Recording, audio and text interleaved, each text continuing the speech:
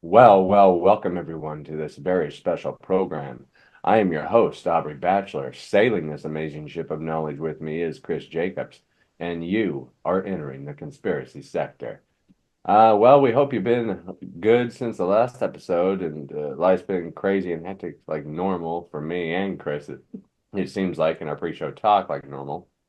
But today's topic, we wanted to bring up some kind of lesser known UFO events because UFO has been a hot spot. Okay, excuse me. UAP, as it's classified now in the mainstream Mhm. media, has been a hot spot topic in the last 5 years. And obviously, we talk about aliens quite frequently here and UFO activity quite frequently on this channel. And there's so many things that happen globally that it's tough to just put in all your mind, of what random people might see up in the sky that's never reported to everything that's been reported and everything that's out there that's unknown and everything out there that's known. Man-made nor man-made. It's just kind of, unfathomable to think because all roads lead to Roswell. There's that quote too about this episode. And this episode is about lesser known UFO events. And all roads do lead to Roswell, including man-made technology, I believe, leads to Roswell. So, Mhm. the diversification and the divergence off of real alien craft, breaks off from Roswell. So that's why all roads lead to Roswell. It's kind of the modern spark of oh crap. I found out that also had to do with that had to do with Hitler's technology as well when he was given the technology by aliens before that. That was actually one of his, and then from that alien tech is what spurned off all of our others. So it was what was given to him, and then it kind of jump pointed off of several others. But Roswell was the main one. Yeah. Yeah. And most people are aware of the Roswell story for the most part, and that's why we decided to talk about a little bit lesser known cases in this one. And I know we've done similar episodes in the past, and we've mentioned certain things in the past, but we haven't delved into them a little bit. And like I said, some of these cases are very important. I feel like that we're going to talk about because if you don't remember the past, it's forgotten. Uh, in this instance, most of the time, if you're human, if you forget, you're doomed to repeat it. Hmm. But in this case, it can be forgotten. And that's where, we're going to make different correlations to intermix back here. Like I said, all roads lead to Roswell. We'll look at the ancient historical uh, uh, engravings like hieroglyphics, the helicopter hieroglyphic. Look at that. I just believe that there's proof in ancient writings that they left for us that they were seeing people in the sky. I Exactly. look at the show Ancient Aliens, they dive into all that too. But even before that show, me as a kid was like, okay, there's got to be something more to this here. Hmm. As a kid, I was thinking about all that. I didn't really believe in it until I seen, UFOs. You got to believe it to see it in a way, and I know a lot of people like that listening to this right now Oh that yeah. probably don't even believe in I aliens or believed it, UFOs. but I started seeing it more and more as a kid. There were a lot of them, especially in Lincoln, Nebraska. There, yeah, it was a lot of them. And comment down below if you have seen a UFO and tell us about your experience. We want to know about it. And comment also if you've never seen one and tell us if you don't believe in aliens. A lot of people don't. You know how many people I've sparked up a conversation with randomly talking about random UFO cases? And I don't want to talk about that. I don't believe in that. People just say whether they're uncomfortable or just don't believe in it. And Or some what? say, Or if you do, what do you think it is? Is it our own or is it alien? exactly. And I say, why not talk about that? They Mhm. could talk about it being man-made craft, the possibility about that. Or hybrid tech or something? No, that doesn't. That hell, it don't exist. Yeah. You say it doesn't exist. I understand your perspective because it could be based on like a religious perspective or a And skeptical one. and see, this is the main point I wanted to bring up today too, before we get into the cases. I think there's a lot of manipulation and mind tactics going on about what to believe and what not to believe.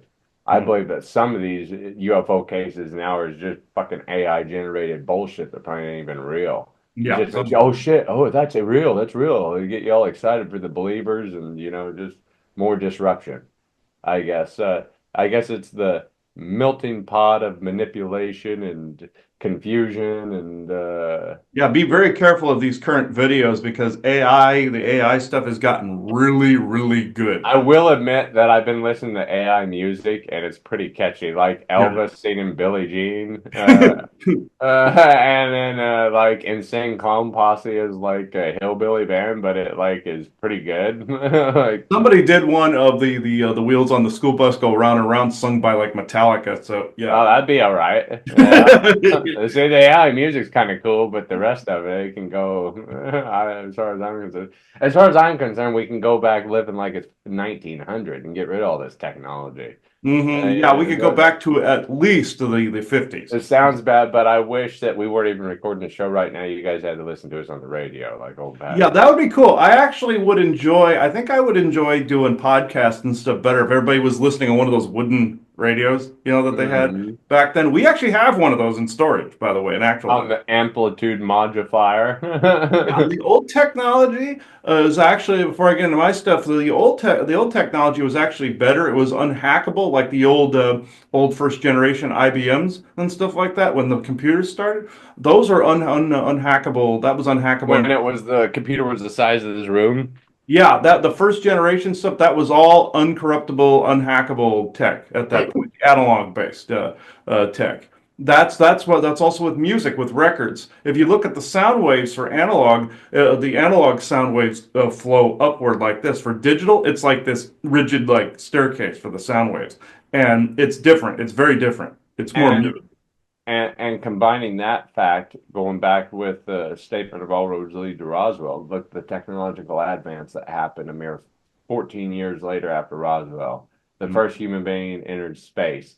We basically go from horse and buggy when it comes to history and time to Hmm. landing on the moon overnight. Basically, when it comes to history and time. Yeah, It happened overnight. A horse and buggy to landing on the it's like moon. eggheads were learning from all the crash Yeah. and So what everything. happened? To me, there was a huge technological advance that was discovered. And I think a lot, I shouldn't say all, a lot of technology today was came from Roswell, was branched off from Roswell. Yeah, I fiber believe. optics especially, they have a report out there of like they were finding these fibers that were multicolored and everything from down to alien craft. That's what we know as fiber optic cable. No. That I can't prove it and I can't describe it all. The best way that I can say is that, here's technology throughout history and time. Right here I get to my mouth. If you're looking at your screen, we get to like 1900, it jumps up to the tip of my nose. We get to Roswell and it like jumps up to the top of my head. And then it Hmm. just climbed up ever since. Yep, and it's So been there was this skyrocketing. huge bump in technology around that time, in that 10-year time period of something that we discovered and something that we implemented. And Hmm. I believe also in combination with the statement you had of Nazi and Hitler and their UFO alien technology activity, like the Bell and whatever else they were experimenting with, they came under Operation Paperclip Yep. just before then and may have already had some sort of experience. And then Roswell happened. And then it's just, theories and combinations, but it's kind of, Yeah, and then I Wernher think, von Braun becomes the head of NASA. yeah, and all these research facilities, the timing of everything. And then that jump in The jump in technology. technology. You can trace it back to the Nazis also every time. So Yeah. So I don't know. And aliens and UFOs, mhm. possibly. So Aliens and what? Nazis are and the paranormal are all just kind of interlocked together. Hmm. The occult, all of it. Yeah. Yeah. And to me, you know, I would say overall, I'm not a master at any topic, but I know a lot about all the topics. UFOs and aliens have always been my favorite, probably Yeah. because I've seen UFOs, and I've seen six, seven of them now, and I know four or five of the UFOs I've seen, I believe was not a man-made operated craft, whether a man was in there, whether it was, remotely operated by a man, by a human. Uh, I don't believe so. I think it was an extraterrestrial craft, not of. well, maybe of this world. The theory is that they could be living here too, Hmm. certain species. Oh yeah, I know certain species But that are like in New Mexico. There's a species of gray called eben that's living in and around the Sandia Base area. They're and you remember Phil Schneider and all, yeah, the Dulce underground bases, the mm-hmm. the DUMBs, the deep underground military base. Yes, yeah. Well, I know for a fact they hate it when people call them dumbs. It's like, well, don't do dumb shit then. It's like yeah, Dumois. It's pronounced. It's not dumbass. It's Dumois. or Dumas, uh, but if you'd like, why don't you go ahead? We were talking pre-show, and I'm just gonna bust the bullet right here. It's kind of ironic. Chris is kind of doing two of his local forgotten ones from the Virginia area, and I'm actually doing two in particular. And like I said, we were gonna spend time talking about four kind of lesser known a little bit, but we're also the rest of the show we're kind of just combining UFO theories and that correlate to these stories, I guess per se, because they all mix. But these are some important stories I feel that need to not be forgotten about, I guess. yeah. This is let me look at this real fast. But I mine were all a couple of them were that I know were actually alien related. And I had a thing that pop up here a minute ago, but the window got shut. But I will actually just say this here. It is these are three that are our own personal experiences that I noticed people were oblivious to that were around us at the time of the things happening. Uh, Two of which were this week, guys. So uh, alone. Well, not this week, excuse me, in the past 3 weeks, excuse me. Um, the first one, Hmm. the very first one is the oldest one, and that's from 2016. And other people were reporting this as well. So this one people weren't completely oblivious to. It just other people were reporting it at separate times. I noticed a lot of the UFO cases are all similar here. So they're all either a Mercury-looking like spaceship blob in the sky, some cloud formation, or some sea formation. Or some orbital formation. So they all seem to be very similar, and people mix them in with the ghost lights and spook lights and stuff like that. So what I just kind of amalgamated it because there were so many of the same identical thing. So what happened to us? The very first one, I call this the burning sea because what actually occurred is me and Joanna were out in, I believe it was in the Outer Banks. And that is a major UFO hotspot in the Outer Banks, North Carolina. That makes up Nag's Head, Kitty Hawk, and Kill Devil Hills all together, bunched together right there. You go a little further over, it's Rodanthe as well. So in that generalized area where it juts out into the ocean, there. It is one of the biggest UFO and paranormal hotspots in this entire general area. It's about an hour and a half from our house. And Hmm. Ocracoke Island falls under that. The Pirate Cove there falls under this category too. You got to reach it by ferry. But this whole area is known for these spook lights, UFO cases of all types, from triangular to the classic look to the blob looking ones, and it's mainly spook lights. But in our case, you have we were walking at night on the beach out there in the Outer Banks, and this is close to the Wright Brothers Monument, the state park that's right there in Kitty Hawk, and it's like literally within walking distance of the lifeguard house. That's across. Here's the monument. Here's the lifeguard house across the roadway there, and there's a couple houses and businesses in between there. What happened was at night, and this was back in 2016, I believe we saw this. Walking on the beach, we all of a sudden, we were looking at the bioluminescent plankton that would wash up, the blue plankton that you see all the time that glows. So we first at first we were thinking this was this, but it was too distinct. All of a sudden we see this big fire burning wave that comes out of the ocean and is just this burning orangey red just wave of something you knew happened underneath the ocean of some explosion or something that was making the water burn, and you could tell it was a fiery orangey red. And this was something you could feel the energy from. You could feel a little heat from it. And this was because it was like something that the military and or ETs were doing under the sea. And it was probably one of the big, more monumental things that we came across. I've also seen reports online of people also talking about the burning sea as well. So this was not this is an unusual phenomenon. This is not an unseen one by other people. So that's why I brought this up, is because it's both sides of the fence. It's us and others. So this was between 2016 and now. People have seen the burning sea. So this is a concept that's actually out there.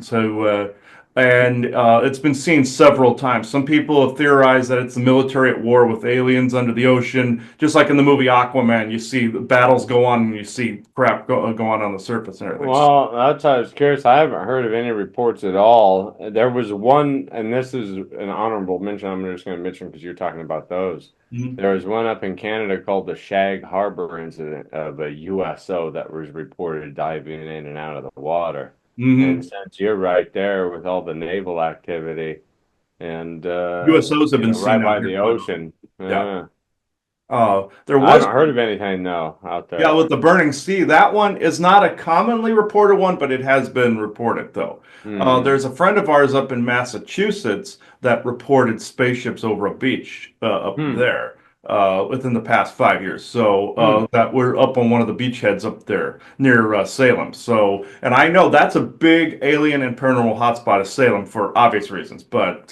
for the witch burning time frame and other, Yeah. it got corrupted, but it was more of a PowerPoint like ley line intersection up there. And the same thing goes with the Outer Banks. It's a ley line intersection, so you're seeing this happen. I thought that was actually quite interesting that it's appearing on these ley line intersections. And the other thing that was actually quite similar to the Burning Sea concept is something that took place to us about roughly 3 weeks ago. And I nicknamed this concept the inking because this was, again, very similar to the burning sea, but it was black and not orange. And it looked like this big shaded thing. This was right at the Virginia Beach boardwalk, right in Hmm. front of people. People were not even people were oblivious. This is how we know we are meant to see something, because this was Yep. a big enough concept where I'm thinking, why are people not seeing this? We're looking at this, and we're standing there watching this big black blob going from where the military base would be in Newport News, traveling under the water all the way over to towards the other military base at Dam Neck towards Sandbridge. Now you have the boardwalk, which is, if you're facing the ocean, it's here. You have Newport News off one direction, and you have Dam Neck off and Sandbridge off the other direction. And this was going from one area to the other. And I know something was under, like a vessel of some kind was letting off something under the water.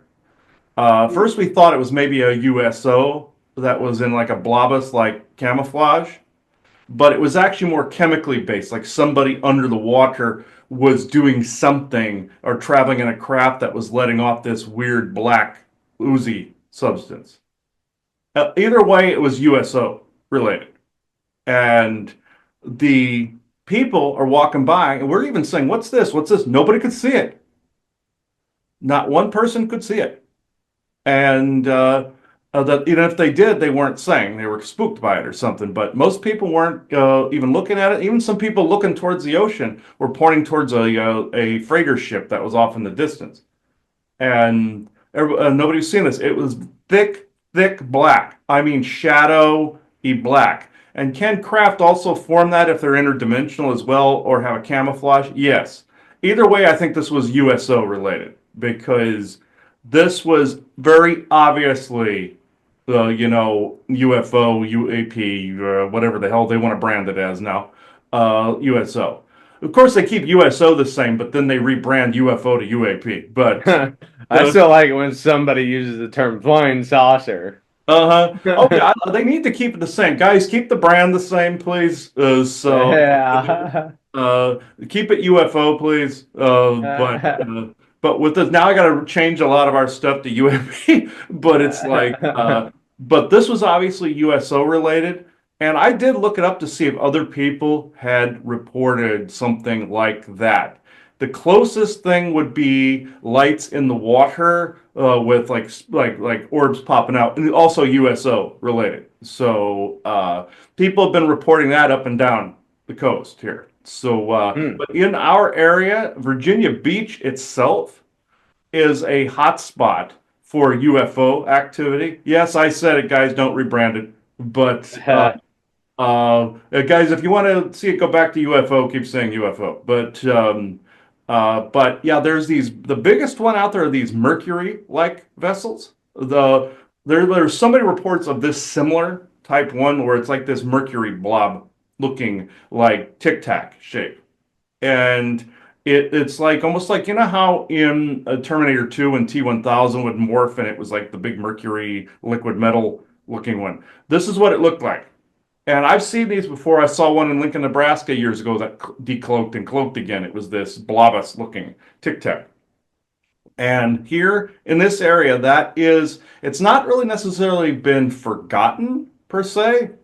It has been it's more the common case. The forgotten stuff, or is what I said before, the weird anomalous stuff, like the burning sea and like the oil, like that oil slick, like that oozy oil slick. Now I know there's different ETs like reptilians and stuff like that, like to use the oozy foggish type theatrical crap. But aside from the alien component, these are the phenomenon that are well, the least reported, and then the most reported is the Mercury, the Blobus UFO. Hmm.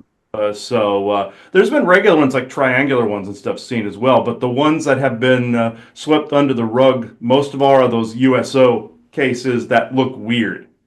The orbs, the spook light types are the most common in that area. The oozy, foggish, blobbish, oil slick, inking slick, and the burning sea are the least. So the ones we encountered, like at least the burning sea has been reported by someone else. I could not find a single thing on the inking concept at all, except what we saw. So I wanted to make sure that that was not forgotten, that that wasn't just a one-off. If anybody else has reported the weird USO inking type blobus thing under the water, let us know. But or the burning sea, because those two would fall into the almost forgotten category, right there. Hmm. And it's an unusual one. Like I said, spooklight being the top one, orbs, lights under the water are the biggest. And is it just like consistent lights, or do they emit different lights like the orbs? Is it like flash different lights, or is it just the same light? It's a kind of the same thing. Orbs under the water come in and out, and there's this bright, long light under the water, But different just the colors. same colored light. It doesn't fluctuate lights or anything. Oh yeah, they fluctuate colors like Christmas lights a lot of times. Yeah. So that seems to be a really common one. Even Christopher Columbus saw that exact thing on the way to the United States, but before the United States was formed, on the way to North America. He saw that exact thing. It's reported in ancient times. Brian, I seen one at mile marker 253 in between Anselmo and Myrna. It looked like a reverse firework. It Hmm. like came out of the night. That's one of the seven I've seen, six or seven I've seen. Yep. It came out Yep. of the nighttime sky out of the blue, and it just like shot straight down to the highway, vanished. It emitted a bright reddish orange, green, white, blue. It fluctuated all those colors. It only from the time that it abruptly happened to the time that it vanished in front of me and another car on the highway was only like maybe three-quarters of a second. Mm. And like it emitted all those colors at least Yeah. Oh 20. yeah, that's the ones out here. That's they can also travel in like lakes and rivers as well, the deep ones like the Mississippi. I've heard of cases in the Mississippi as well. Where waterways that are under the ground too, they travel through to the oceans on Hmm. the other end. kind of like in Oak Island where they have the water channels on either end and they can come meet towards the center of it. Hmm. It's like that. It's that design for our domes, but they have waterways where subs can come in and out and USOs can come in and out. So that doesn't surprise me that you saw that there as well. A lot of activity around Lincoln and Omaha. So a huge amount. My grandfather worked at the Lincoln Air Force Base and off it, and he said there was a lot of ET and government cover up crap going on there. So years ago. So this was back in that time frame. This was back actually this is back in the 60s, I want to say. So when they closed Lincoln Air Force Base, I believe that was the 70s or 80s. But if I got that fact wrong, somebody let me know. But he said they quote unquote closed it, but they went underground more. They went into the subterranean. It wasn't on the surface anymore. Like Area 51, it's all underground. So Hmm. and Dolce and all those places. So yeah, I'll save my biggest one for the end of the show if you want to go. Okay. Well, then I'll dive into two. I'm gonna just pick it up. I'm gonna talk about another military base. Well, there was a UFO incident. Hmm. So we'll just transition into that. I'm going to go ahead and share screen, and that is right here. Okay. So I'm going to talk about an incident from the state of South Dakota and one from Nebraska. So I'm talking about some Midwest ones, and this one happened at Ellsworth Air Force Base near Rapid City, and my cousin actually was stationed at this Air Force base about 40 years after the event, but still, I never hardly see her at all, but I would like to question her about it. Just sometimes she heard anything through the grapevine. But I doubt if I get any answers. The Ellsworth UAP, here they go UAP again. The Ellsworth UAP, UFO, USO. Whatever you guys want to freaking call it. Yeah, the identified alien craft, a UAC. Sightings involved a series of radar visual observations of identified flying objects that occurred between August 5th and 6th in 1953. Initially seen over Bismarck, North Dakota. Witnesses to these aerial objects included both civilian and military observers. The incident was described by Edward J. Ruppelt, first director of Project Blue Book, the U.S. Air Force investigation into identified flight objects between 53 and 69, as being the best UFO report in the Air Force files. Background: on the evening of the 5th of August, 53, several military and civilian witnesses reported observed what was described as an unusual red object seen moving near Rapid City, South Dakota. The object was reportedly seen to perform several erratic movements during the period that it was observed. So kind of like your light stories over there. There's about, I would say, 20 dominant and prominent styles of UFOs that are reported. Hmm. 20 different, from cigar shape to the triangular shape to the different lights to the about 20 different ones. An initial call was received by the Air Defense Command radar station at Ellsworth Air Force Base from the local area ground observer corps filter center shortly after dark, which detailed a sighting of the object from an observer near Black Hawk, South Dakota. According to the account, a woman approximately 10 miles west of the base had described seeing an extremely bright light low on the horizon, visible to the northeast. The object, according to one initial witness report, would remain stationary, then hop up several degrees very quickly, almost instantaneously, stop, move to the left, and then swerve down in sort of a slanting motion. Thereafter, repeating this sequence of movements. Personnel at the Ground Observer Corps Filter Center reportedly became very excited as observations of the UAP continued, because they had the feeling that somebody was watching them. So they kind of had that instinctual slash telepathic feeling that they were being watched. Hmm. Radar detection. Radar operators at Ellsworth Air Force Base had been engaged at a training operation involving an F-84 Thunderjet turbojet fighter. While flying west of the base at that time, the base received the call. Adjusting their sector scan to the relevant quadrant, they reportedly found a target at the precise location the witnesses had reported observing the bright hovering object. The object was observed for several minutes on the radar by the warrant officer. serving as the duty controller on the night in question, which he said appeared to be moving slowly at an altitude approximately 16,000 feet. The duty officer asked to be connected with a woman at Black Hawk who reported the object, and while observing it simultaneously from their respective positions, the woman suddenly exclaimed that the object had begun to move and that she was watching it moving southwest toward Rapid City. As the duty controller watched the target moving in his scope toward the southwest, nearby base personnel were ordered to go outside in an attempt to obtain a visual on the object. The observers soon reported Black that they had spotted a large bluish-white light moving in the direction of Rapid City, following a wide circular path over the city before returning to its initial position when first detected on radar. One of the observers, a master sergeant who had served previously in Europe and Korea, later conveyed to Edward Ruppelt of these events that he had never been so completely awed by anything, and that when asked what he thought should be done, he reportedly just stood there, telling Ruppelt, "What in the hell could we do? They're bigger than all of us." First intercept attempt. Following the primary observations of the UAP over Rapid City, the warrant officer contacted the F-84 Thunderjet pilot who was still on combat air patrol to the west of Ellsworth Air Force Base, advising him that he would be vectored toward the object in an attempt intercept.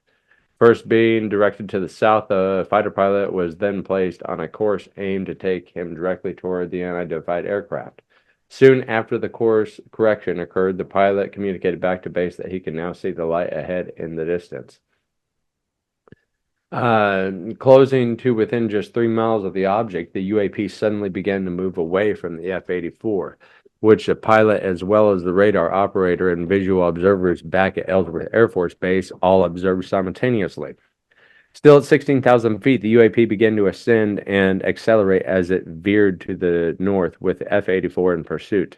As the pilot pursued the object, he communicated back to Ellsworth that the object appeared to suddenly brighten at intervals. Each time he would close to within approximately 3 miles, the craft would automatically pick up speed and pull away, as if the source of propulsion that moved the object were directly linked to a form of radar warning system aboard the UAP. And this is kind of similar to that video that surfaced a few years back of them fighter pilots trying to Yep. chase that Yes. UAP. It just kept outmaneuvering them and toying with them. It was just teasing them. Yeah, Hmm. ha, you can't catch me. Ha ha, you can't You catch know me. damn well that was somebody in there doing that. Yeah. Yeah. A second intercept and UAP departure. As the F-84 pilot returned to base, it was near approach when the UAP appeared on radar again, located some 10 to 15 miles behind the jet fighter. As the initial fighter was preparing to land, a call came from the jet interceptor squadron on the base where alert pilots were overheard on the radio communication between the original F-84 pilot and radar operator. One of the alert pilots, a veteran of both the Second World War and the Korean War, advised the controller that he wanted to attempt to pursue the object in a second attempt at interception, having reportedly said he wanted to see a flying saucer.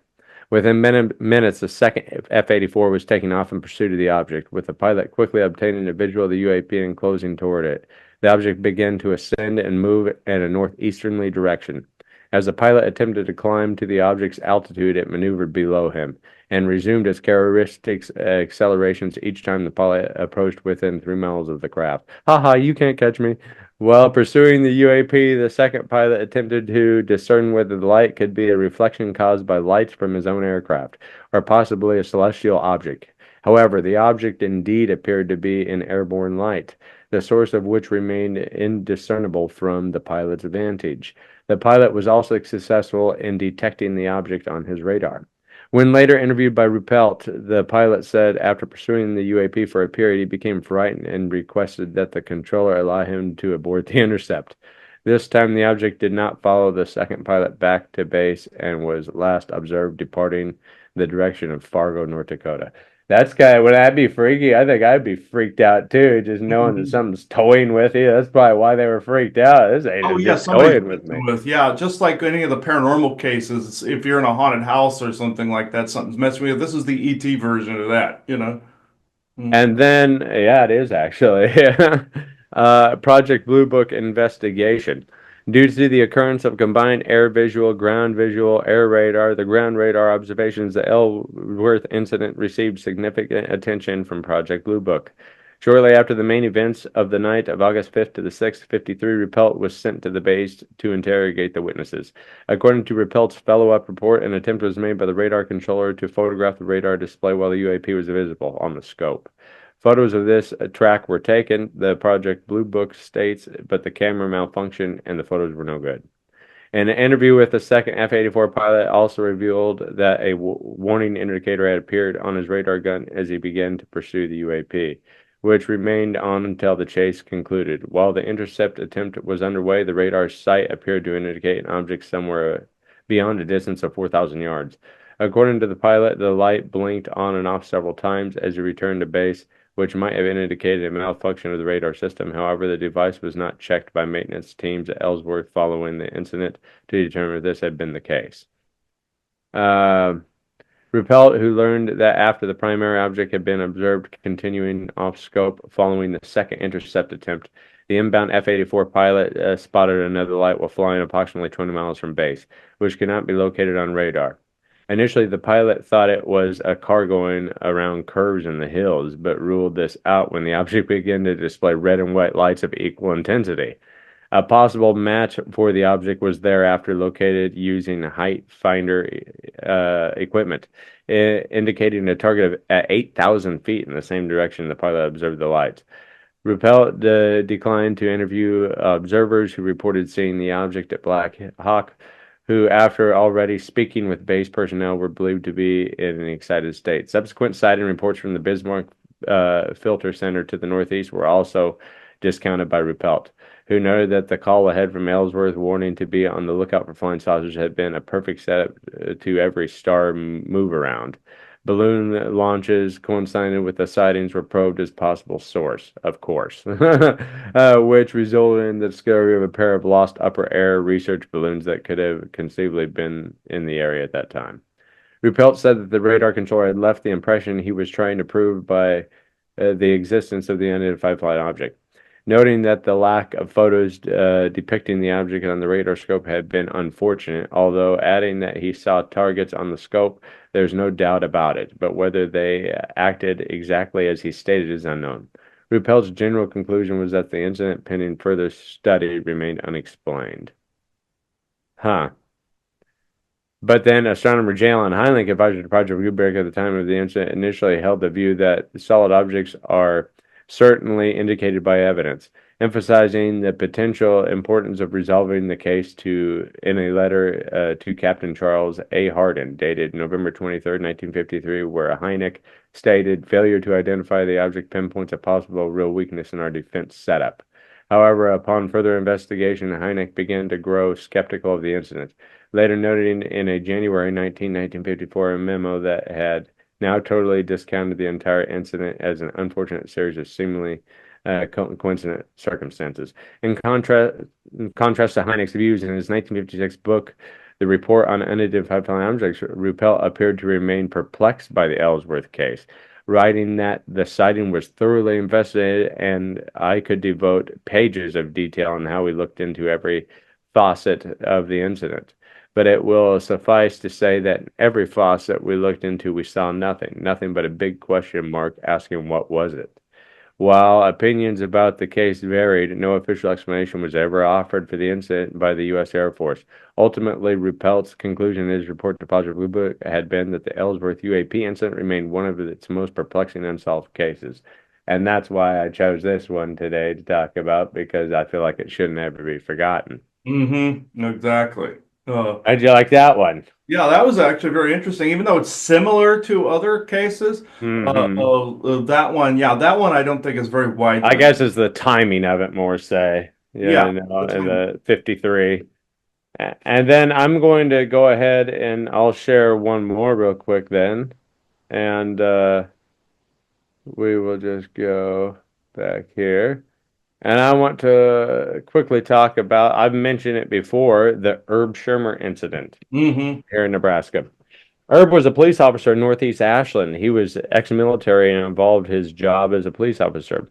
One night during a night patrol at about 2:15 a.m., Herb noticed an object on Route 63 off to the right of the road. The object was described as a football-shaped craft that was at least 20 foot long.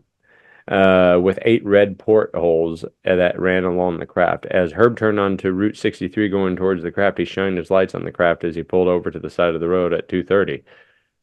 Once the light hit the object, it began to hover, shining red lights onto the patrol car. And Herb thought that it was initially a like a semi truck that was having troubles pull over to the side of the road. And I just want to make a statement real quick before I get back into anything. He also stated that the beings in this craft were talking to him and all that and had a conversation with him, but they said that they were charging their craft on the power lines. Hmm. And I've heard that before as well too when it comes to UFOs and UAPs. Is they're here for a particular substance or source, or they generate something for power. Uh, I've heard different theories with all Like that as nuclear well. plants and Yeah, geothermal energy, all I've that. even heard sand, like particular sand that they're interested in. Hmm. The craft then slowly moved away and disappeared. So Herb decided to head back to the police station and report what happened. When Herb pulled up to the police station, it was 3 a.m., which confused him because he realized he was missing 20 minutes of time. Not think so. There's a missing time phenomenon that's reported in a lot of abduction-like cases.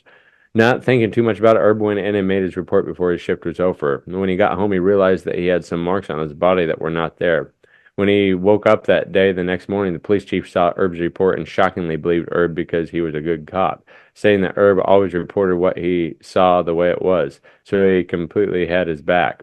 Once Herb came back to the police station, him and the chief went to the area where the encounter happened and did an investigation. Once back at the station, they decided to report the incident to the local Air Force base. Roy Craig and John Ahrens from the Condon Committee were sent out to do a thorough investigation of the area with Geiger counters, which revealed unusually high levels. When they were done doing the interview with Herb, they were worried about missing time that occurred that night during the 20 minutes Herb could not recount. This is when they called in the famous Dr. Leo Sprinkle from the University of Wyoming to do hypnosis sessions with Herb. Herb did pass a polygraph test, but the regular hypnosis didn't go well. So they resorted to a pendulum technique, which was more comfortable with Shermer. During his 2 sessions, Shermer recalled the police cars stalling when pulling up to the craft, and then being coming out of the that walked up to Shermer and took him to the craft itself.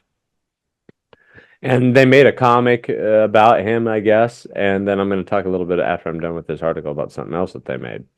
While inside the craft, he spoke with one of the beings inside the craft that told him about where they came from, but also questioned him about what was he was or what his duty was.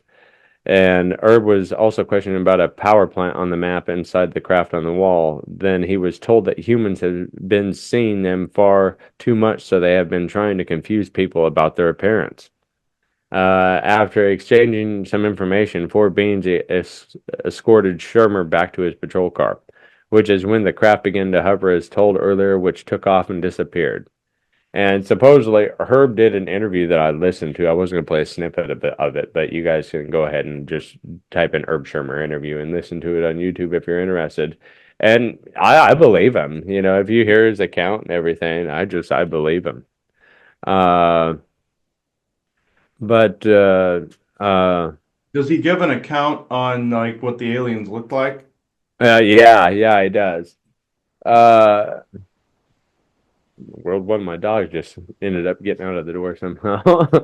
um, so the beings were described as four short unknown beings with a device on the left side on where their ears would be, kind of like a little radio, thing. And excuse me, sorry, I lost my track here. Soon after the investigation, Herb Shermer did start having ringing noises inside his ear when he would go to bed at night. And during the night, one time, Herb, while still asleep, handcuffed his wife to the bed by her feet, thinking she was going to be taken. These were all thought to be side effects of being abducted early that morning. Because of what happened, Herb no longer wanted the attention, so he quit the police force and worked as a security guard until retiring. Dr. Condon reported this case in the Scientific Study of Unidentified Flying Objects. In his later book, he wrote, You can find more information on this case on the web and other books due to this case being a case where a police officer was abducted. And I was just thinking, Herb reported that they were wearing like a suit, kind of like that classic 1950s sci-fi suit. And they had Hmm. an emblem on their chest, like kind of a reverse triangle emblem on their chest. But like in the conversation, according the aliens were saying that they were trying to disguise themselves because, uh, they're just trying to hide themselves because they've been being insane. But go listen to his interview. I think it's a very good historical account, especially when it comes to a police officer.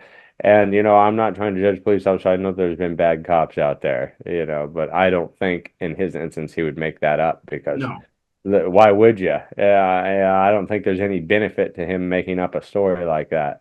Yeah, when nobody Uh, gets rich off of it, you can usually tell that's usually a true one. Yeah. And I just remembered we were talking about synchronicity a little bit, and I remember what my synchronicity was pre-show. It revolves around Herb Shermer. How weird is that? That my synchronicity revolves around Herb Shermer. You want to know why? Hmm. Because a local beer company came out with a beer, and literally, this is the time I live about 40 minutes from where this incident happened. And anyhow, I first discovered this case around the time that this beer come out. Hmm. And I literally just discovered about the Herb Schirmer case about probably less than 10 days before this beer come out. Hmm. And I didn't even notice it. I didn't even know this beer company much. I've heard about them. It's more of a local beer company. And I just was going to get groceries and they had a big stockpile of it right when you enter. I was like, this is Herb Schirmer. I said I knew this had to be Aaron Turner. It was a local beer, and it was like a policeman being abducted by a UFO. And No. yeah, so they did a little play on it. Let's do a quick article here. They don't show the beer though. The story comes from Ashland Copper Herb Trimmer, who said back in '67 the aliens stopped in his town and brought him aboard their ship. I came across the story of this alien encounter in Ashland, Nebraska. Started doing my research on it. A ton of stuff came up. One of the things that were really unique about it was this guy from LA made a comic book about it in 2011.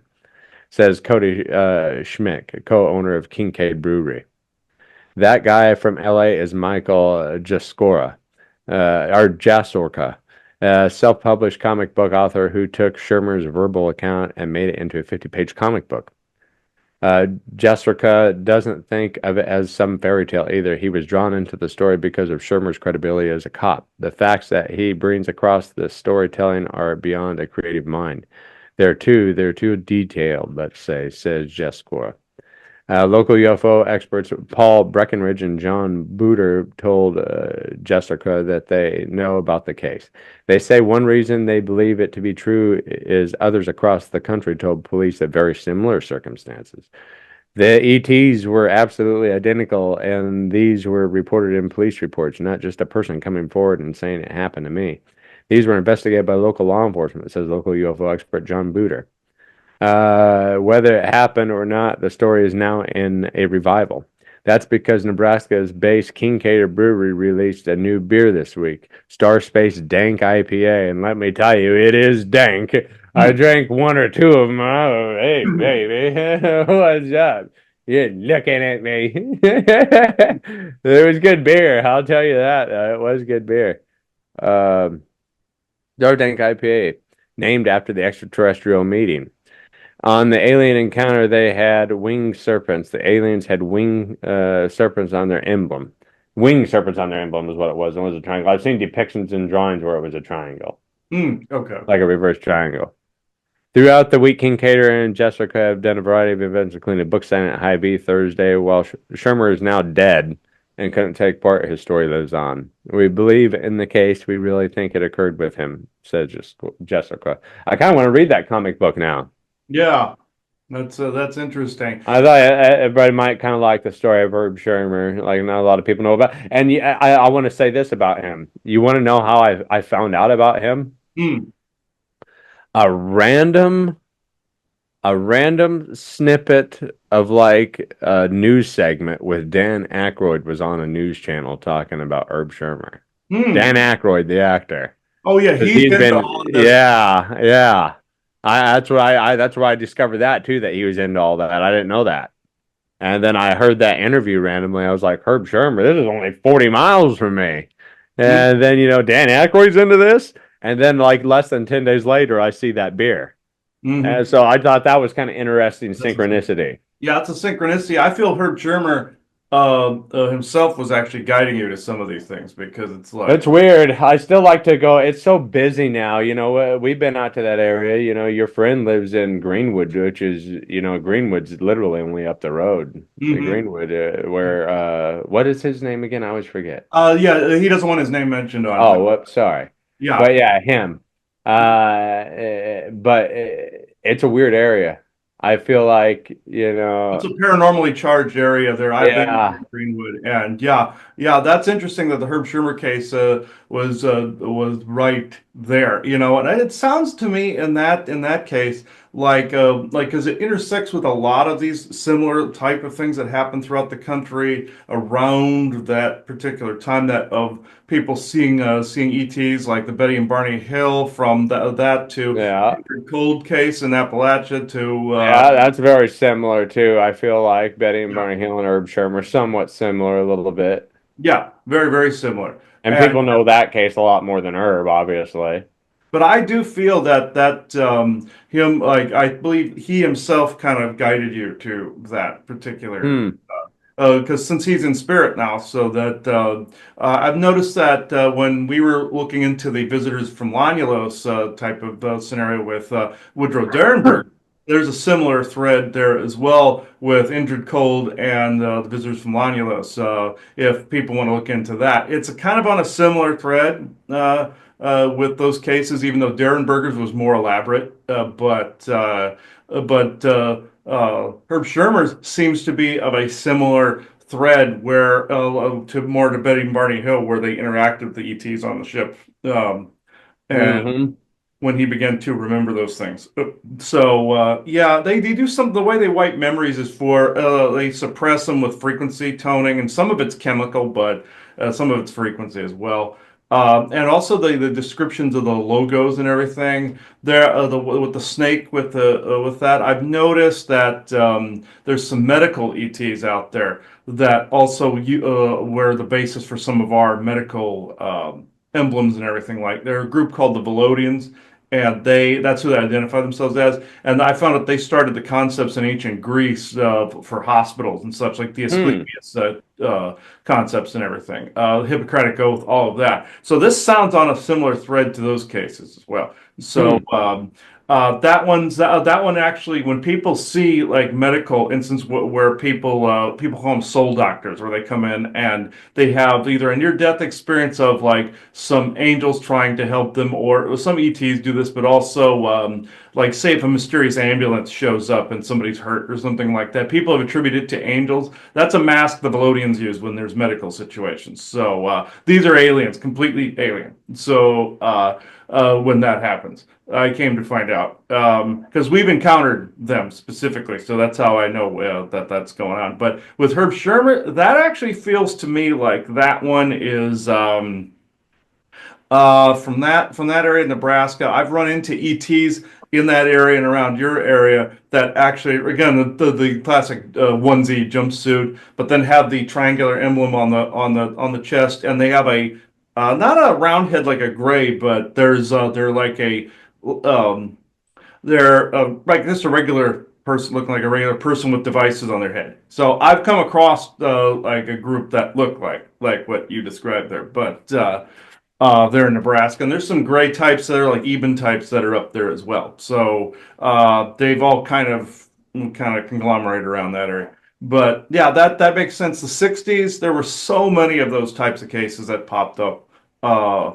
That also, if anybody listening, if your family had a case like that went unreported, that was of a similar thread to say Herb Shermer, let us know that went Hmm. unreported. Like, and nothing that entered into any of the pop culture or anything. But if it's like those, uh, yeah, let us know about that because you had Darren Berger, then you had Dr. Frank Stranges that reported the Valiant Thor material a decade before that. So this, if it's any of those similar threads, that would be great to let us know. So, Yeah. Like uh, I said, you got to talk about and share your experiences just mhm. that way people can compare and combine. because that was a hot decade from the beginning of from like the end of World War II to the end of the 60s was this huge time frame of UFOs. So along with everything else. Yeah, stuff that people were too afraid to report back in the day too. Hmm. And we even met a man by the name of Dr. Pettit, and he told Yeah. us he was a channeler too, but he interacted with Arcturian aliens. He said some of the stuff me and Joanna speak about in the lifting, that back in his day, back in that time frame, the Men in Black would actually pay you a visit, or you would be actually killed for even saying half of the stuff we talk about now. So Hmm. that's what he told us at an event we went to. He sadly passed away, but or else we'd be interviewing him. So but back in that time frame, there's some stuff that you could not talk about that's actually more acceptable now. Uh, Hmm. in this area is getting much larger than it actually was. So, and people seem to feel freer to come out with their information. So, but along those similar threads, along with what the Herb Shermer encountered, along with Derenberg, along with, I do want to tell the reason I left this story for the very last thing Hmm. was because this literally happened. Today is Thursday. This happened on Sunday. Oh, Uh, geez. this happened on Sunday the 9th. So we Joanna had to go to Walmart. For something while we were out, I'm like, ah, crap, I don't want to do, I was like not wanting to do it. And she's like, oh, I only got to get a couple things for work and all that stuff. I'm like, all right, fine. And I was, a lot of crap's been happening around here. Even if people listen to our material, the lifting material, they know that Isaac's out of commission now. A lot of garbage has happened with some of the different guides out there and ETs. A lot of stuff that you wouldn't expect that they've been in dangerous situations where things of this nature, as above, so is below. What goes on out there. I won't go completely into that; it would take too long. But I will say I was in a bad place with the a lot of the galactic community, out there, and some that I channel. I was like, come on, this happened. Now we're in a situation, we're in a bind here, all this. And I'll back up. The night before is when I had my rant about this. And me and Joanna were watching an episode of Star Trek Deep Space Nine. I've been getting her into that. And it was this episode, where Cisco basically defies orders and he goes and rescues a crewman. And so I basically went on a rant and said, okay, here's the deal. Along with also some medical stuff that's popped up too. And I said, okay, guys, here's the deal. I want one of you to pull a Benjamin Sisko. That's the name of the captain in Deep Space Nine. And meaning when I say that is I want you to break ranks a little bit, show me that you are who you are. No pretenses, no masks, no euphemistic language, stuff like that. No any of that, no new age concept language, any of that. I want it straightforward. I want you to look me in the eye and I want you to shake my hand. Well, Hmm. and also help correct some of the crap that's come up. I'm not trying to make too many demands because Isaac got hurt as a result. He took too many risks. When he returns at some point, he's probably not going to be as interactive. But these some of these beings were getting really close because I'm the one that put the risk taker kind of vibe out there. Hmm. But I said, not, I don't want anybody to get hurt, but I would let like a face to face encounter. And it's very, very rare anymore in this decade when stuff like that happens. If you have encounters like that, let us know, but that you're not talking about. But what happened was we went into, fast forward back to Walmart, went in there, and we were getting ready to leave. We were going towards the self checkout. And I'm wearing this shirt, the one you gave me, Aubrey, this no signs of intelligent life here with this. I'm wearing this one. This is why I put this one on for this show. Went in there, and I'm standing. Here's the self checkout. I'm like in the middle of the aisle. This guy comes walking like right up to me. Hmm. It's like really quick. And this guy walks up to me, and And he goes, "Oh, I like your shirt. No sign of intelligent life." I heard the voice before I saw him, and I looked at him. He was a little bit taller than me. Had this like curly, like really curly hair, and he had a hat on, and he was slightly taller, about maybe an inch taller than me. I'm 6'1", and uh, looks at I look at him, and I'm looking him in the face. His eyes and the way his face was slightly different than anybody else, and his eyes were a hazel turquoise mix. Oh. And that's not common. Isaac's eyes were turquoise. So Hmm. I've seen him before. So he just looked like me with red hair and 7 feet tall with turquoise eyes. So that's what he looked. But Hmm. this guy was of a similar thread in that way, just shorter than Isaac. And was walking up to me, just wearing like an old t-shirt and like jeans, comes walking up to me, and basically he identified himself as Dr. Benjamin Wright.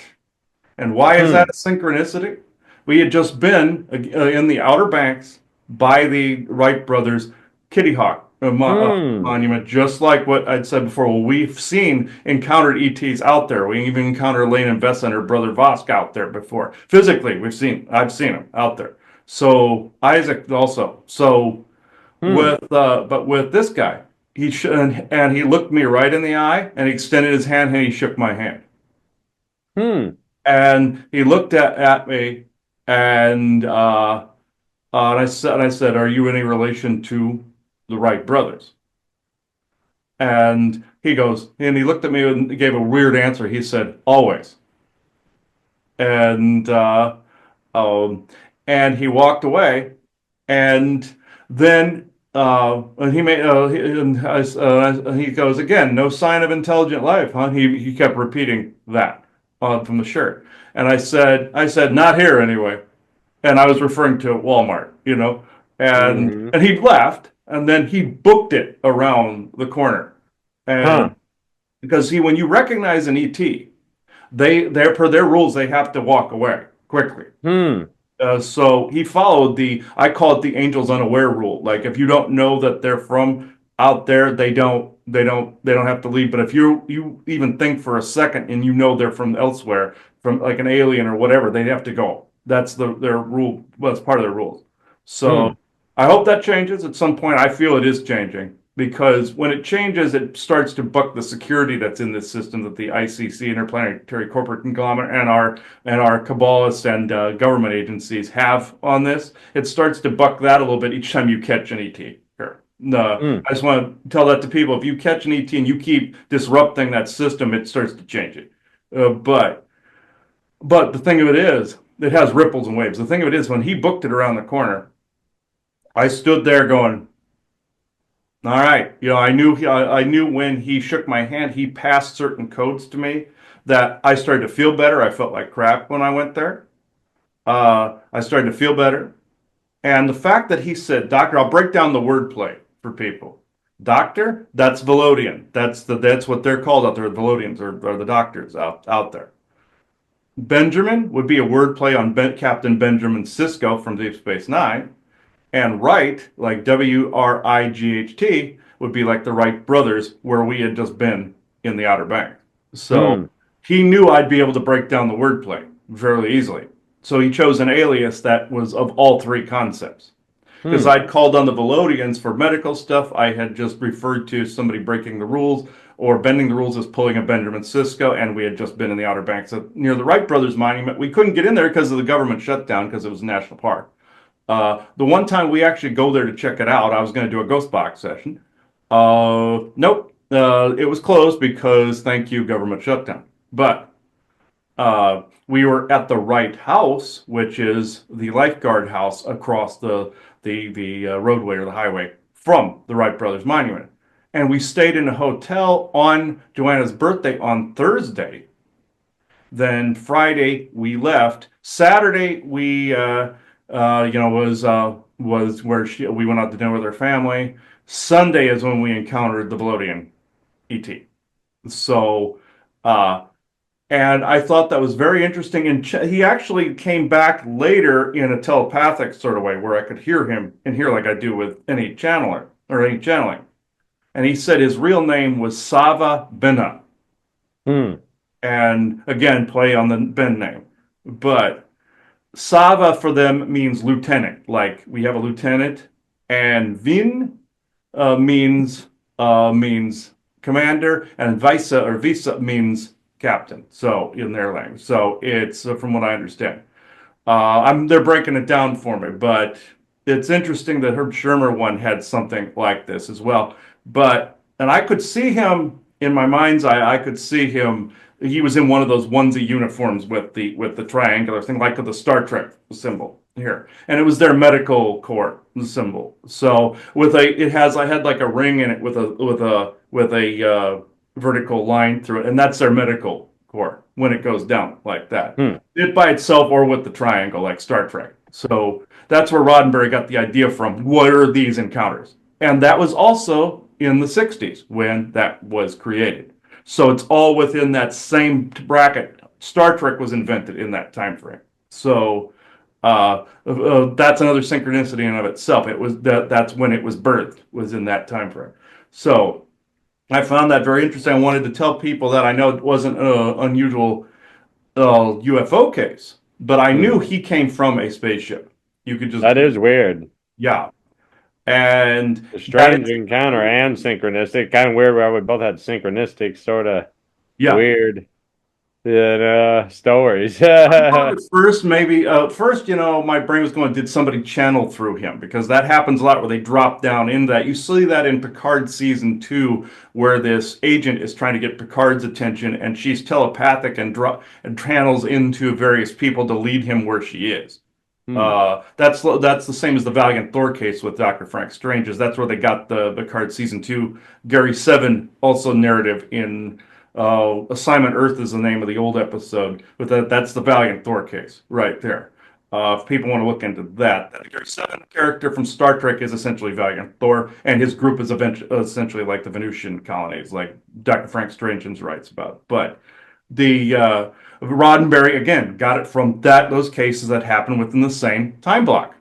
So, uh, but with this case, it's very similar to Herb Shermer's and a couple other cases out there. And before people say, "Well, Chris, how do you know that wasn't military too?" The reason I know it was not, and it very easily could have been an op. I do agree. In a regular circumstance, that could have been an op and somebody yanking my chain. Yeah, if somebody's going to ask that, because that could have been easily been a human that could have just put contacts in or something. But Comic Con, right, or some alien con event or something. But the reason is, when somebody has been off planet because they have a unique energy signature about them. They have a unique presence about them.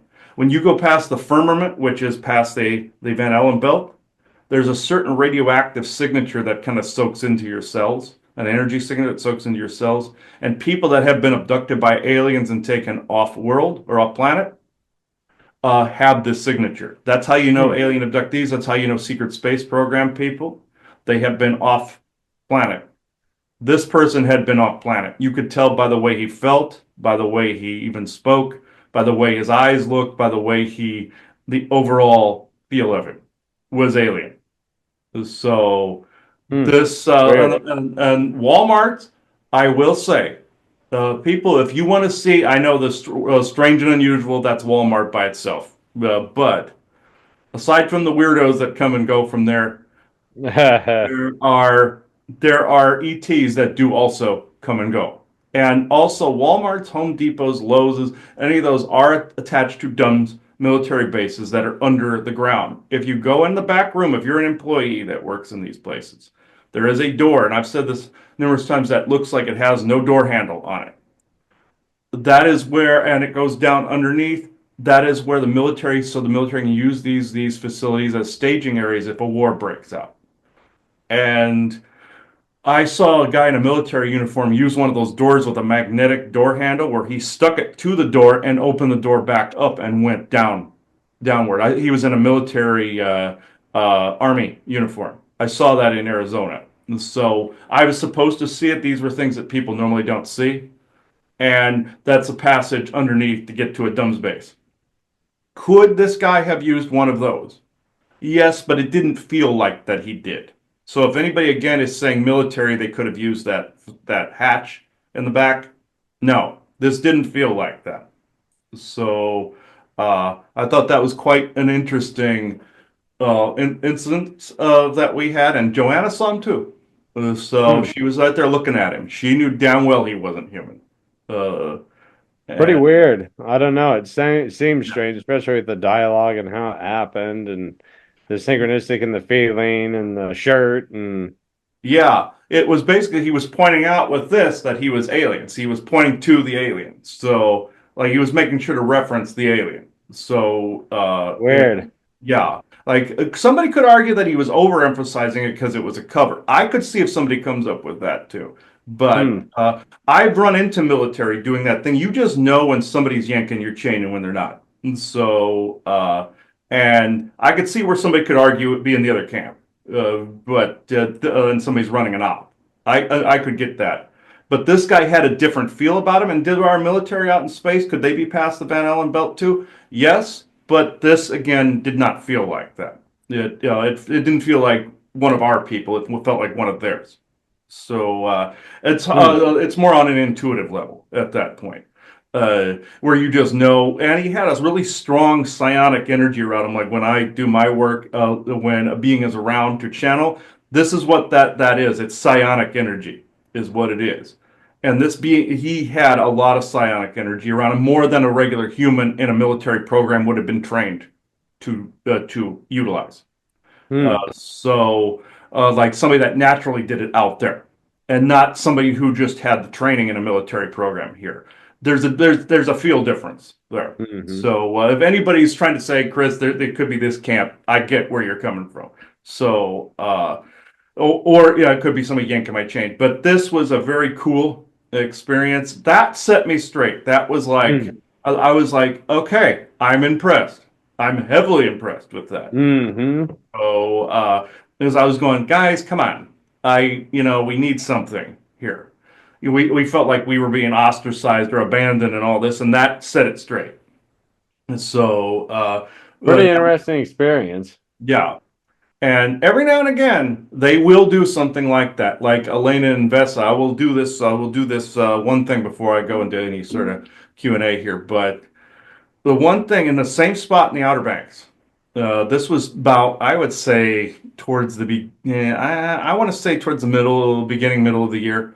And we were out there at the right house again. And that's what our spot that we come and go to. There's a restaurant there called the Black Pelican that we go to dinner there or lunch there a lot. So, and also Jolly Roger, if people have been out there. We went there for breakfast when we were out there before. We generally don't get to do that because we don't stay until the morning, because that's a morning place. So, breakfast place. But walking up the beach, the right house is on my right, and the catwalk or the walkway to go to the bathrooms and from around down the stairs of the parking lot is that direction, looking towards the open beach. There was very few people over here, and there was like a foggish over here. I go to turn right onto the walkway. Joanna's ahead of me. When I'm walking, Vesa, who is the blonde here, uh, walks literally right past me with her brother. I knew he looks like he's a bodybuilder. If people, he was like a mini Schwarzenegger, look. And and he wears sunglasses. He's like has like the no neck look. He's a big, bodybuilder looking guy. Uh, well, him and her walked right past me, and she made eye contact with me. When did this looked this way and did looked out of the corner of eye and looked right at me. So, but the thing of it is, Joanna did not see them. Hmm. Her and her brother walked right past Joanna. I said, "Do you see who's ahead of us?" Nope, not at all. Joanna was standing right in front of me. She did not see them. And I heard Elena behind me talking to me in my head as well. But the thing of it is, I couldn't turn around and look. I couldn't turn my body to turn around and look. But yet I was still walking forward. Hmm. And I walked to the stairs, down the stairs, following Vessa and her brother to a point. Then I get to down the stairs, and I turn. Then I could turn around again, and I turn around and look. Elena was not there, or nobody was there. And the thing of it is, alien abductees run into this where they feel like, oh, they're walking, but they can't control the fact that they're walking towards something. A lot of this is a common alien abductee scenario, but this was out in a major public place with people around. Again, like with the guy in Walmart, it was a public area where it's in the middle of tourist season in the Outer Banks at that time. This was around June-ish. Uh, and I thought that was interesting. So, but I wanted to add that because it's a point of comparison to the current one. But this year, that's what we've had two encounters this year, and that's one this past week, and then one back in June. So that Pretty good. You're yeah. having more than me. Yeah. Well, yeah, if you put it out there strong enough, you are going to most likely get something. Uh, I always use the phrase true benevolence with no conflicting agendas. People hear me say that a lot on the lifting. It is because you don't want some asshole yanking your chain. Hmm. You want some peaceful contact. You want, if you're curious about uh, who's who. But you always want benevolent. You never want anything else. But I know there's a lot of people out there that want to stick that fork in the light socket. Fine, go for it. But just know you don't want that. You don't want that side of it. So ever. And so, but yet, I believe I'm at the point where I can do Q&A here. Yeah, we'll get ready for that. I just want to do one. I just Oh, want to sure. do one more thing, and then I won't share the Oh, I didn't screen. know you had one left. Okay. All right. I'm not gonna talk about a particular case. I'm just going to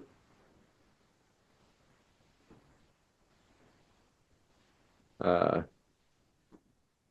tell everybody states with the most UFO sightings, and I'm just gonna go down the list. And this is just from Stacker.com. It might not be 100% accurate, but it's probably close. Yeah. 51 DC. UFO sightings per 100K residents, 22. Number 50 surprised me is Texas. Hmm. 100K what UFO sightings per 100,000 people, 23. Probably because of the massive land, people don't see them. It's so wide open. Number 49, Louisiana. 23 per 100,000 sightings per 100,000 people. 48 is Mississippi, 25 and 100,000. Number 47 is Georgia, 27 and 100,000. 46 is Alabama. 45 is New York. 44 is Maryland. 43 is New Jersey. 42 is Virginia. And it's jumped up to 32 in every 100,000. Just real quick, two UFO sightings were reported to the National UFO Reporting Center in Virginia on April 4, 2019 at 6:48 a.m. An eyewitness claimed to have seen a light blue circular craft darting across the sky, kind of like what you were reporting in Virginia Beach, Mm-hmm. headed east. 7 minutes later, an eyewitness at the Norfolk Naval Station, 23 miles northwest, claimed to see what resembled a shooting star with a green glow that never faded and a short tail. The object moved without noise quickly across the sky and disappeared in 10 seconds. There were 2,348 UFO sightings reported throughout the state between '01 and 15, roughly 27.9 sightings per 100,000 people. Number 41 is Illinois. 40 is Tennessee. 39 is Michigan. 38 is Nebraska. 36 per 100,000. And I think I've seen four of mine here. One of Nebraska's most well-known UFO stories was turned out into a comic book. Hmm. 2019, aptly titled An Alien Encounter. What was that about, everybody? We already learned about it. Yeah. Book illustrates a 1967 eyewitness account from a Nebraska state patrolman, Herbert Shermer, who saw what he assumed to be a tractor trailer, but which turned out to be a UFO. Under hypnosis, Shermer recalled being abducted and shown how the spacecraft worked. Number 37 is Ohio. Number 36 is North Carolina. 35 is Pennsylvania. 34, Kentucky. 33, Oklahoma. 32, Massachusetts. 31, North Dakota. 30, Minnesota. 29 Iowa, 28 Kansas, 27 Indiana. It's how all the weird mess are all clung together here. Mm-hmm. Number 26, Florida. Uh, 25 is Wisconsin, 24 California, 23 Arkansas. Arkansas. They actually ticket you there for saying Kansas instead of Arkansas. Number 22, Delaware. Number 21, South Dakota. And we might as well read that one too. During the evenings. Oh, hey! Did I pick two good ones or what?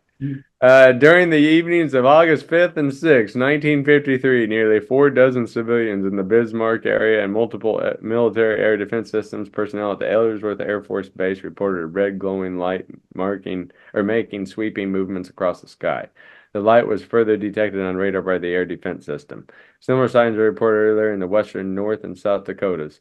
The extensive documentation by the Air Force makes the Ellsworth case among the most significant UFO signs in American history. And South Dakota is 44 per 100,000. Number 20 is Missouri, and I know they've had some. Missouri has a bunch of weird shit. Oh yeah, Missouri is loaded with you. Uh, Yeah. Number 19 is South Carolina, your neighbor. And West Virginia is number 18. Uh, Number 17 is Hawaii. Number 16 is Utah. Yep, Monument Valley, baby. Mm-hmm. Uh, 15 is Rhode Island. Surprisingly, what the hell? Right. Probably because it's so tiny and many people see it. Yeah. No offense, Rhode Island, but you're the midget of these. Yeah, a little bit, little bit. Yeah. Uh, uh, the hell? I'll just read this one. It's kind of interesting. Two of the most iconic flying saucer photos of the 60s were snapped in 67 in Woonsocket, Rhode Island. The first, on June 10th, was taken by Harold A. Trudell, who pulled his car over in the East Woonsocket in order to wait for a UFO sighting, several of which he claimed to have already experienced in the area. The 7 images he captured over the course of 5 minutes have long been disputed. The other photo was captured on June 18th and bears striking similarities to the craft another man, George Adamski, claimed to have captured on a film in 1952, which one German scientist said was nothing more than a fake photo used in a surgical bit. So who Hmm. knows? But it's still interesting how they have that many reports. I'll have to look that up on the UFO Reporting Data Center. Number 14 is Connecticut. 13 is Colorado, which I'm not surprised. Mm-hmm. 12 is Nevada, which I'm not surprised. Right there. Number 11 is Wyoming, which kind of surprises me. Mm-hmm. Number 10 is Arizona. Mm-hmm. We're in the top 10 now. Number 9 is New Mexico. Yep. Yep. Number 8 is Idaho. Number 7 is Maine. Number 6 is New Hampshire. All Mm. right, now what's the top 5? Which ones haven't we talked about? I don't Yeah. think I've seen Oregon. I don't think I've seen Michigan. I don't think I've seen California. You'd think Arizona would have been in the top I five. thought so too. Top five. Yeah. Yeah. The top 5, Oregon, I said it, 87 and 100. Vermont, Wow. 90 and 100. That surprises me. Among Vermont's most famous UFO stories is the Buff Ledge abduction, in which on August 7, 1968, 4 UFOs appeared over Lake Champlain and allegedly abducted 2 camp counselors in Vermont. Mm. The lights from the encounter were reported by multiple witnesses. That's interesting. Yeah. I've never heard of that. Yeah. That one I haven't. Yeah. Oh shit, I forgot about this. Number 3, Alaska. Okay. That makes sense for Alaska. Yeah. United States and the country. Still, though, this does surprise me that Texas wouldn't be more because of the sparse, vast, and Alaska doesn't have the population it does, but 90 in every 100,000. Yeah. Number 2 is Montana, Now. Okay. Mm. and then number 1 is Washington. Washington State. Yep. Yeah. Okay. I can kind of see that. I mean, if you count the cryptid stories too, like Sasquatch and everything, I suppose that would bring the numbers up. But Well, I yeah. thought that'd be a good roundup for our UFO tidbits to stories that should never be forgotten. I just learned about one in Vermont I need to look at tonight. Might listen to a video on. I didn't know about the Vermont one. Yeah. And yeah. Before anybody complains, yes, Rhode Island, since you're like the smallest state, yes, you're the midget of the country. So, Yep. Sorry. you've been No declared. many. Yeah. Yeah, I'm there. I only passed through Rhode Island one time. It just didn't take long to get through it. So Yeah, about 5 seconds. yeah, 5 seconds, you blink, you miss it. About like my town of 300 people. Yeah, exactly. We could walk Uh, across Rhode Island. Yeah, but enough Rhode Island dumping. Okay, let's see. yeah, sorry, Rhode Island. I'll come Yeah. visit sometime All right. for about 10 seconds. Yeah. Okay. I'm trying to see. Who? Unless if I can get a very good paying job there, I'd move there and then I'd live Yeah. there. Yeah, I've been through Delaware, Connecticut, Rhode Island, and Connecticut. Yeah, it was okay. If there's any honest work out there that isn't extremely back breaking, because I've done nothing but break my back. If anybody's listening to this that has a lot of money in Rhode Island, need good help, and pay me at least 140,000 a year, I won't bash Rhode Island. I'm moving on and start working for you. Yeah, exactly. That will get him to move there, folks. So yeah, Yeah, at least 140 a year. that'd probably get us to move there at that point. So it's like, Hmm. but yeah. Let's see. Who's actually going to channel today? Um, hmm.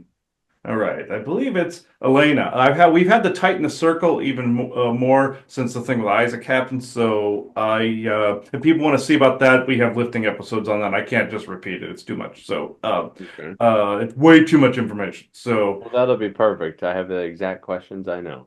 okay, let's see, Elena. They're from Lanulos. They're integrated into Woodrow Derenberger's work. Hmm. If you go visitors from Lanulos, that and the subsequent sequel books as well.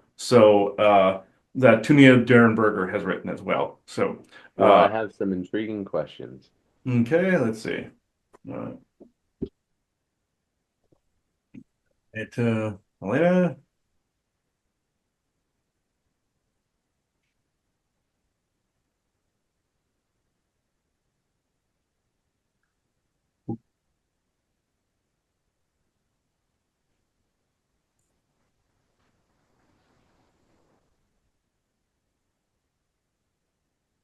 Well, hello. Yes, I know people are used to hearing Isaac blather on about stuff, but in this case, uh, I will fill the void along with my partner Vessa. So we will fill this gap that he subsequently left behind. So these particular cases, yes, that were said, the recent ones here in Virginia Beach, which are a lot more that are not on record, as he said. The Burning Sea, yes, that was conflicts going on under the ocean and projects going on under the ocean with the inking oil slick looking apparatus. Yes, USO appropriately is the good tagline to put there. A lot of these different cases that are forgotten are usually because some townships and some people wish to sweep under the rug a little bit, but too many others do not. So therefore, they are lesser known. But this is why certain contact is hesitant or hesitant sometimes to contact is because of some of those cases. The forest people are the same way.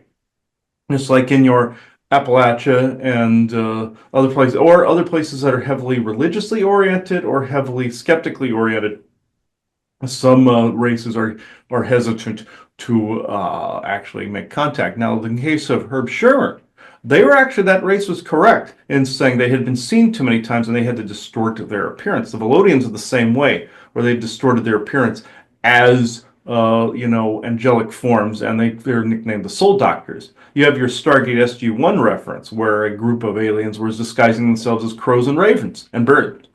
There are races that do this as well. The forest people who show themselves as other animals as well, like from deer to birds, such as crows, ravens, and various other types of animals. Sometimes even bats they'll use. And other cryptids, not the bat-like cryptids, but the forest people do this quite often.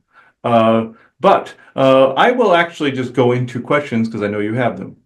Well, I want to dive right on into what you believe is the top three benevolent alien species that humans are in contact with. Hmm.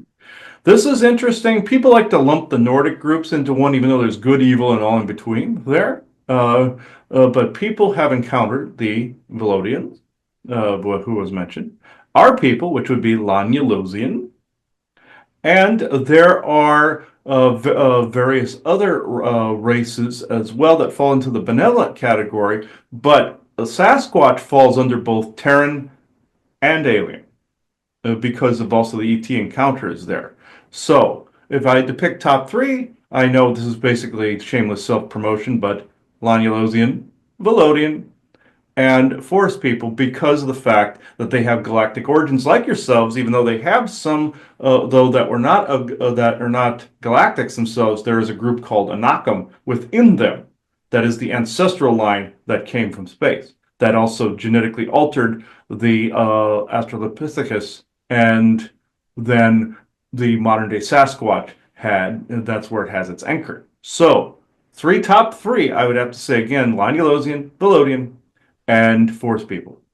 All right, now let's go on the opposite end of the spectrum, the top three malevolent to humans. Okay, that one's a slight bit tougher, but you have very let's see, how can I put this? Variations on a theme. One of the most malevolent is in the Aldebaran star system. Some of the, of course, the Draco fall into this category, but you have ones known as the Princes of the Universe. They are the slovenly, um, not necessarily Anunnaki per se. The Anunnaki are more Odin and them, even though Anunnaki means a lot of different ETs, but people associate the current ones with Enki Enlil Anu, but that is more Odin and his sons. They're benevolent as well. I suppose the Asgardians would be number four, but the malevolent would be princes of the universe. They disguise themselves as Nordic types, but in fact, they are indeed these Slavendy-looking scrotum heads with losing their hair, along with they would send people out to abduct people and try to bring slaves back to them. The Draco fall in under number two, and I suppose the what's left of the Orion Graves would fall under three. They are the predecessor to some of the gray species. They were the ones that crossed the universal barrier and invaded other worlds. They would have been number one because of maliciousness. But since they are dwindling in their numbers and dwindling in power, I'd say they are a strong three. The princes of the universe would be one because of their allegiances, then resources. And number two would be the Draco reptilians because of their sheer bulk and psionic capabilities. Hmm, pretty interesting. I guess with all of, with that information combined with the fact there's a lot of manipulation in artificial AI videos, how can we dictate the difference between something that isn't real and real in today's world when it comes to UFOs and aliens and Hmm. experiences of that nature? Well, aside from intuitive discernment, if you have equipment that can scan for AI anomalies within videos, if you have a software that is quite capable of doing that, even some of the more basic stuff can do this. That won't point out the basic stuff won't point out the differences between manipulated and not manipulated. It will tell you that there's manipulation there, and to not trust the video. Nine-tenths of the stuff on YouTube encounters are either dis and misinformation that's put out there by your agencies to convolute everything, or it was made up by the general public. But there are some nuggets of things on some of those paranormal shows and such that are genuine. They let some genuine stuff in there now to get mixed with stuff that is not. But the way that you discern it with your eyes is, say, if it's an image of a UFO. There, we'll just go with a UFO or an alien. There is a quick reference that the human brain is already capable of decoding and encoding. That is a concept you call uncanny valley, Hmm. where you just know something is off about something. Something doesn't look right. Like when they look at somebody looks at CG and it's not quite right, but some people can't tell the difference. And that's an ancient ability to the survival capability of humans to discern danger. In this instance, Uncanny Valley will tell you two things. If an AT is around that your brain is having a hard time encoding, and you're not seeing it correctly, your uncanny valley will kick in. But it will kick in more if you are seeing something that is fake. You'll look at something and it's not going to look right at all with your own human eyes. If it doesn't look right, you're getting most likely the fake. Like you look at something CG from the earlier years, like your Polar Express and other movies like this. And he saw this in Tron Legacy as well, where it didn't look quite right. But to people then, it didn't look wrong at all because that was where the CG had advanced to. But now people's uncanny valley kicks in, especially with Polar Express, with the eyes where it's all dead looking and everything. This Hmm. this is even with current AI, and also of course the mouths move weird and all that other weird crap that happens with it, where an arm's sticking out of a forehead or something like that. But aside from all the weird quirks, if it is perfect, your uncanny valley will still kick in because it is a mask. It is a fake. It is a lie. Always trust the uncanny valley ability. Very interesting. I just got one final one that kind of intrigues me. Mm-hmm. Then we can send it out. Through especially the last, I'll say 80 years, there's been reports of abductions. However, I feel as if abductions aren't as frequent as they used to be, as if that contract that humans had with aliens ran out, or if they're just not being reported as much. What's with the dwindling of reports of abductions? And are they still going on? And how are they being in operation? Oh, they are still going on. It's just that you are correct, Aubrey. There is a contract dwindling. The contract of what is known as the 100 Years Disclosure Narrative, as well as from the times of your Eisenhower, where he reportedly allowed alien abductions. He was the fall guy, I will say, Hmm.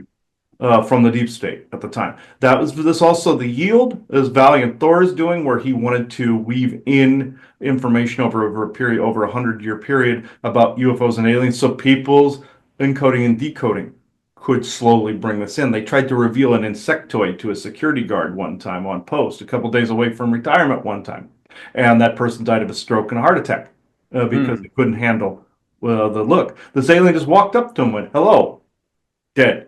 The Valiant Thor did not want this. But I don't agree with his slowness of things. But yes, you are correct. Some of these military factions and ET factions that were once allowed to have free reign are actually being reeled in one by one if necessary. The example he likes to give is a friend of his was being abducted by military, but then it stopped. But then all of a sudden, this person got an infestation of bed bugs, and I know that's not uncommon, but this was an over the top thing, kind of like almost like a plague level. And this, or like locust swarm type thing. But with this, there were two in there that were for her and her partner that were mechanical in nature. That same military faction he dubbed the bedbug faction because of this, used these to collect certain genetic samples that they needed for their continuous trading with the galactic community, but their contract had run out. That particular faction's contract had run out, but then they were caught doing it again, and therefore they got in trouble, and now they're not in circulation anymore. You're starting to see this because certain abductions are simply just not allowed in that particular way anymore. This is why they're being more nonchalant and more criminal. Even though some would argue that abductions alone are criminal, just know your quote unquote ruling bodies were allowing this up until very recently as they are starting to dwindle. That's why certain reports of abductions have gone down. Hmm. Very interesting. Thank you. I was just curious about that and wondering. Thanks for the Mm-hmm. information today. With good reason that they've gone down because you're getting closer and closer to actual contact and sovereignty away from these different contracts. That's why that is happening. Good. At least that's one less worry in today's world. Yes, when you find out how many there were, you will probably, let's just say, shit yourself. So, Yeah. Since the time of the 50s, you will definitely do so. Yes. Yeah. Thank you for the information. I appreciate that. Yes. Yes. Any further questions for myself? Hmm? No, that's perfect today. All right. Appreciate Thank you. you. You answered all the questions I needed. All right. Thank you, everybody, for listening to what I've said. I will return soon. In lieu of Isaac's absence, I and my partner will be the ones doing the bulk of the information giving. So, thank you, everybody. Thank you for popping through. Yeah, there we go.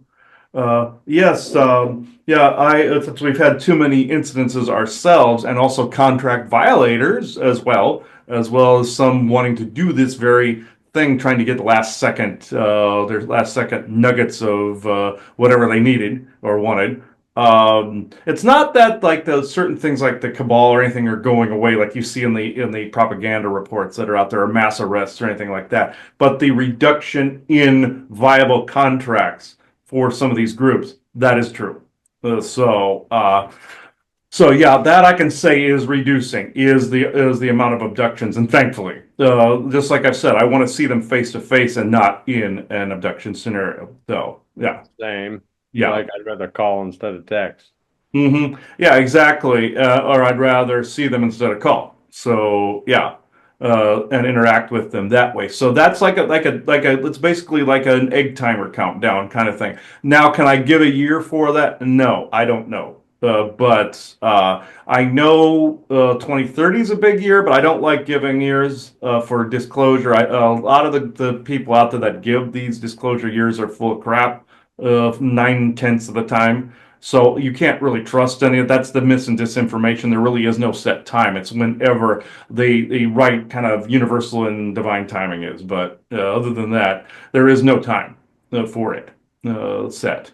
Uh, so I would like it now, but there's a plan in the works. I know the 100 years disclosure contract ends in the 2050s, but there are ways out of that.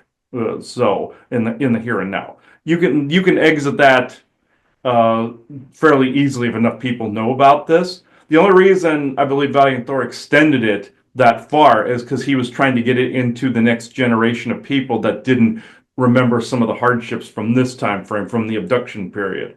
And I believe for history's sake, people have to remember that. I disagree with him fervently on that tactic because people have to remember this, even if there's trauma behind it. He just didn't want any hatred towards the galactic community for something some other shysters did. And I get it, but people still have to remember that history. That's like you can't tear down statues or anything. You got to remember even the awful history. Even if there's Mhm. trauma bonds behind it, you can sever those, but still learn from the history. So I'm in the other camp from him. That's where him and I disagree on tactics. So, but that's where I'm at with that. But I don't know, Aubrey, if you want to add anything before we take this out. Well, I guess I was just trying to research a few more, trying to find this old website to tell everybody to send them out with that I used to find historical research on, but I can't find it with Hmm. UFO cases and everything. But Those are reducing too. I've noticed the databases like the Shadowlands people. If you guys own the Shadowlands, if you're hearing this, please get a hold of us because we would like to get in on that. If you don't mind, I don't have any way of contacting you guys now. You've taken the site down. If you owned the Shadowlands, please get a hold of us because and any of these sites that have gone down, I believe that goes under the whole contract thing too, where things are reducing and then things will come out more into a central database. So. I guess the only thing I can say is be sure to keep your eyes on the skies because you never know what you might miss. Oh And yeah, you're not going to see them if you don't look up yeah. If you don't, most of the time. if you're just staring at your phone, folks, you're not going to see what's up there. So yeah. Hmm. Also, we forgot to say one thing. Happy Thanksgiving, everybody. This is going to Oh be. yeah, this is the Thanksgiving show. We got so wrapped up in the UFO talk that we forgot about being thankful.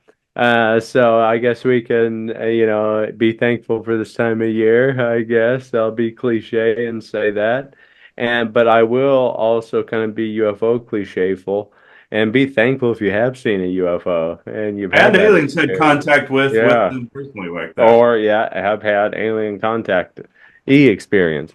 Nah, I guess be grateful and thankful for those experiences. I know I am. I wouldn't be in the place I would be without the UFO experiences I've had. Mm-hmm. And And there's comment yours below. And we want to know if you don't believe too. Say I don't believe it. You know, I've never had an experience. Just let us know. That way, you know how many people have. You know how many people haven't. Oh yeah, oh yeah. I'm grateful for. Oh, I know. Even though with the with the rough periods with this, with the negative activity, I wouldn't have my knowledge any other way. You know, I wouldn't want to be asleep in this. You know, I wouldn't want to be ignorant to this. That's Hmm. me personally. Other people have different opinions, but still, I'm grateful for and thankful for the fact that I know these things. Hmm. Hmm. You know, even if others don't. So that's where I'm at with that. Yeah, that sounds good. But until the next time, everybody, we hope you guys have a good Thanksgiving and we're into the holiday swing of things. And Chris and I are going to dabble up a nice Christmas and a holiday episode for you all. We might do something a little bit we're offbeat, but kind of grotesquely fitting, I guess. We're saying, I don't know, we'll come up with some ideas. Grotesquely fitting. I like that. But So. until then, we hope you're well, and we will see you next time. And you are now exiting the conspiracy sector, everybody. So goodbye, everybody. Adios.